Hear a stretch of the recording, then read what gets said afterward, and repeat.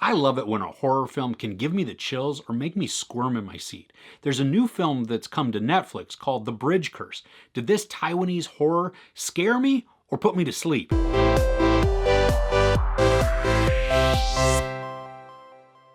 Every 4 years on a college campus, students take part in a DARE test, where they challenge an urban legend to cross a bridge at midnight where a young woman had once taken her life. This had a pretty rough start at the beginning of the movie. I mean, it was about 15 minutes in, and I was really beginning to question if I should continue watching or if I should abandon it and choose something else. I'm glad I stuck it out, though. This is a fun horror that could have a little bit of supernatural ties to it. The characters range from dumb to confident to that ditzy kind of popular, and then even to the frail and weak. One character in particular was the epitome of annoying.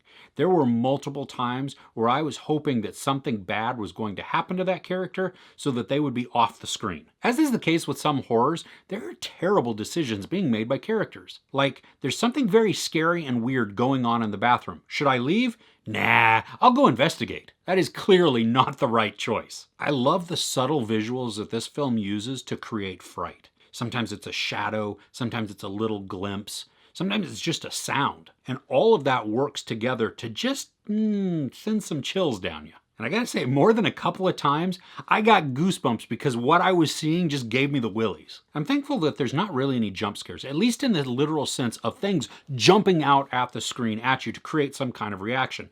I mean, there's ominous music, there's dark sounds and creeps and just creaks and weird imagery going on. And so as you're sucked into it and then you see something, does it make you jump? Well, yeah, it made me jump. But at least you don't have the crap jumping out of dark corners constantly, because I just hate that type of cheap horror. This really played on the psyche, and it messed with your head some and sucked you in so then it could freak you out. I mean, kudos to the filmmakers for making an effective environment in which I could be sucked in so that I could really get some good chills. And then they can use some jacked up visuals to really suck me in even more and just make me go, no, no, no. There's also a little bit of mystery to this. And at first I was questioning why it was there. It just seemed to not fit. Like it was just kind of an afterthought or this weird side shoot of a story that wasn't really connecting, or I guess it was connecting, but it didn't seem like it was necessary. But by the end, I appreciated what it was building, and I'm glad that it was there. There is some cheese to this film,